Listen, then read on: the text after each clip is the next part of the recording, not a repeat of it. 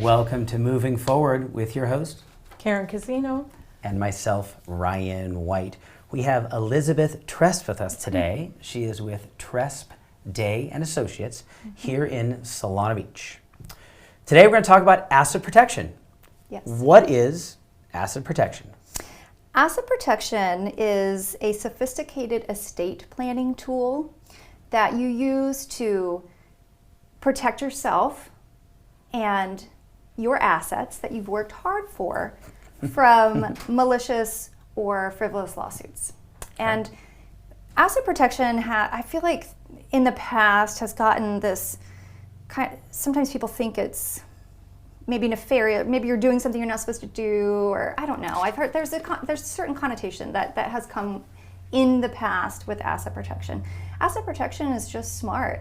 All you're doing is you're looking at the assets that you've accumulated over time, or the assets that you're hoping to grow over time, and you're doing legal structures where you either are removing ownership, gifting things. It's okay to give your assets to family members. It's okay to not own them, and then you can still benefit from them. And so asset protection is a tool that we use very often for entrepreneurs, syndicators, anyone that has a higher liability type job. So we have a lot of real estate investors. They have real estate companies, and everyone knows that when you have a piece of real estate, if you have a rental property, you're going to most likely put it in an LLC. That's kind of the first step of a type of asset protection. If you have a rental property, just say your rental property is worth $1 million, and you put it into an LLC, and you keep up your corporate compliance so that your corporate veil is still there, and say you have $400,000 of equity in that rental property. If someone sues you for something that happened on the property, then that's what they're going after, is that equity. That's the goal, is to not let it seep out into all of your other personal assets. The accident that happened and at that one property. And so that's the goal as far as that level. And that's one thing to do, right? LLCs are fantastic. Some people believe that if you have multiple 10 different pieces of real estate, some people believe that they're going to have 10 different LLCs to hold each different property to really control what's exposed in those instances. Of course, then you're paying fees to the Secretary of State every year, which a lot of people who are building their wealth don't want to do. So that's one step in the concept of asset protection. Most people have heard own nothing, control everything. And that's a basic tenet of asset protection, but it doesn't have to go that far. We live in a home, right? You're most likely driving a vehicle. So for me, for instance, I have a variety of businesses, and it's obvious I own them and I run them. So those are the types of assets that you're not necessarily going to be placing into asset protection structures. If you're thinking about who asset protection would be a good idea for, or if you're thinking there's a financial limit or kind of a threshold before you start thinking about asset protection, my response to that is, what would you be okay writing a check for today? So if you had $800,000 and you get into a car accident, do you want to write an $800,000 check? No. You don't.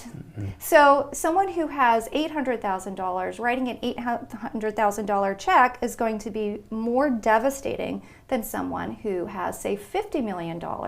So when you're thinking about protecting what you've worked for from frivolous lawsuits, you really need to think about, do your own cost-benefit analysis, which your attorney, like if we were counseling you, we would do that with you. We would say, okay, what's your liability? What's exposed? What's in the public eye? There are lots of jurisdictions when you're doing estate planning that are very attractive because they don't require you to put the name of every single person involved in an LLC or a corporation, just right in the public record. So it's a complex field, and you need to make sure that you're working with someone that understands it. a huge issue with asset protection that anyone who says that they do it needs to be very aware of is fraudulent conveyance. Fraudulent conveyance is very, very bad. And there are statutes for every different state that lays out how long that statute is. It's very long in California, and there are some states that are much less, 2 years, 4 years. And so when you're doing your planning, when you're doing your sophisticated estate planning to try to be less attractive to litigants, you need to take that into consideration. Another aspect of asset protection that I think is important when you're having these conversations and you're thinking about it is the long game, because these are estate planning tools. So as you're going through this, you need to make sure that you understand that who your beneficiaries are going to be when you pass away. And that's something that is forgotten sometimes when you're doing the structuring. Another aspect that you need to consider is whether you are going to do domestic or offshore asset protection. This doesn't mean you're moving assets offshore. It just means that you're removing U.S. jurisdiction by establishing an irrevocable trust in a jurisdiction outside of the United States. There's more of a threshold for this. I would say once people get to $3 million or above, we generally recommend the offshore, but you can start domestic. That's also okay. We deal and work with trustees in jurisdictions outside of the United States that have been doing this for decades, and they do a very strong due diligence before they choose who they're going to work with to make sure that everyone is above board, that when you're creating this relationship and you have this trustee who is actually the trustee of a trust that you've established, you need to make sure that you meet them. I think there are sometimes that it can be on Google Meet or Zoom, but having that relationship and understanding that this is someone that you're going to be working with.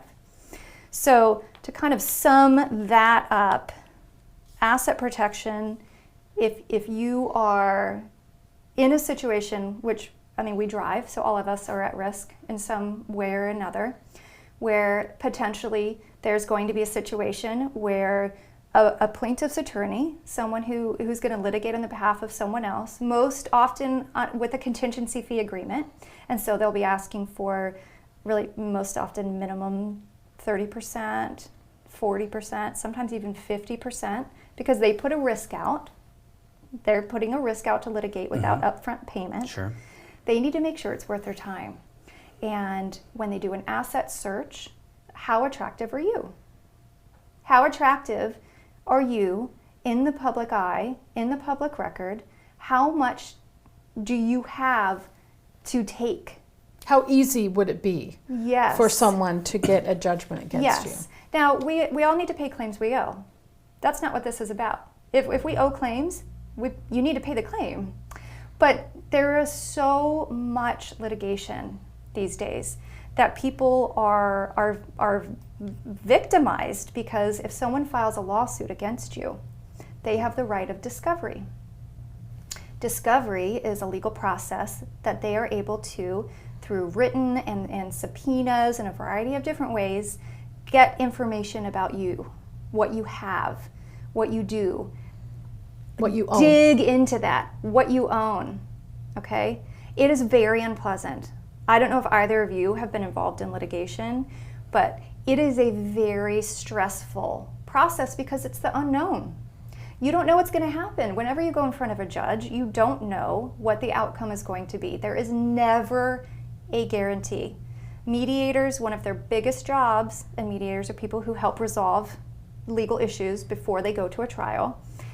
One of their biggest roles is to say and point out, you just don't know what's going to happen. It's a roll of the dice, okay? So when is it too late? When have we passed that point of return where we can effectively set up asset protection? We have people that come to us when they already are being sued.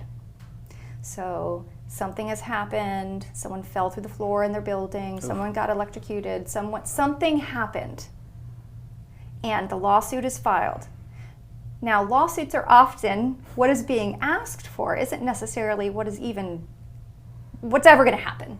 Okay, it could be 10 million that they're asking for, 20 million that they're asking for, and so if you have a lawsuit filed against you, and the potential claim, so what is being asked for in the lawsuit is 10 million, and you only have a net worth of say 6 million. You're totally eaten up by that. You don't have any other assets that are outside of that potential judgment that you could protect or try to protect at that period of time. So people wait too long because they think it's not going to happen to them. It's the same thing with, oh, I'm not going to go to the doctor because it's not going to happen to me, or I really need to. The same thing. People don't think it's going to happen to them, and then it does. So then you have to wait for that lawsuit to be resolved before then you can start your own protection plan, because you don't want to be guilty of fraudulent conveyance. And you're not going to be transferring any assets during that time period. You're not going to be doing any of that type of planning. And so you want to get in front of it. Also, entrepreneurs, oftentimes they feel like, actually everyone sometimes feel like they don't have enough to protect. Oh, I don't have enough, it's only this much, or oh, I don't have enough, it's only that much. And it's all relative. Someone who has 10 million could think that, versus someone that has 500,000 could think that. It's interesting the way it's scaled. Anything you don't want to have taken away is something that you should be trying to protect. And then you do your own cost-benefit analysis with your legal counsel to help you make the decision of how to go about it. Mm-hmm. Is it risky to have things offshore in these trusts? We don't transfer assets offshore. So when we do our asset protection, all of the assets remain domestic. So we're not transferring anything offshore. I do know that there are different attorneys that do make transfers to different jurisdictions, and it just depends on what jurisdiction you're transferring them to. If you are going to transfer assets to a different jurisdiction, you need to make sure that you are dealing with a trustee that you very much protect, and that it's in an economy that you feel very good about. Obviously, people have Swiss bank accounts. That's something that we see oftentimes. We work with some really great bankers in that area that help people establish and just diversify. And diversifying is a concept that is important, and I think more and more these days people are understanding that and taking steps necessary to not have their eggs all in one basket, and kind of spread things out in a variety of different ways.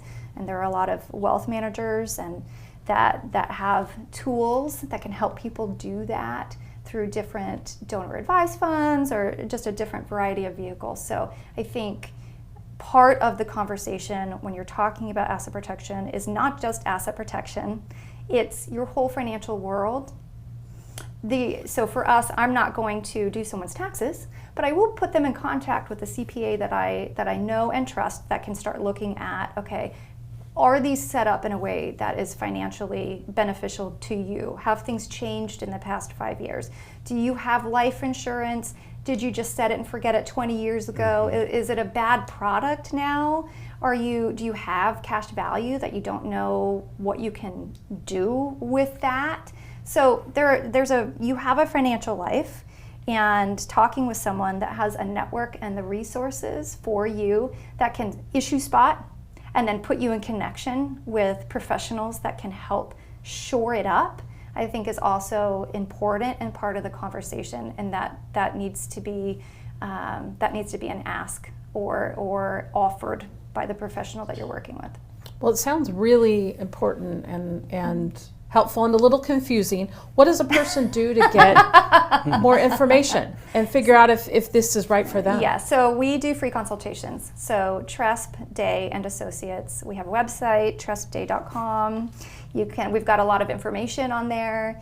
Also, just reaching out and asking for a free consult. We have videos, and we'll counsel people to, even if it's not right for someone now, laying the groundwork in your structuring, we'll do what's called a roadmap, so that we lay out where you're trying to go.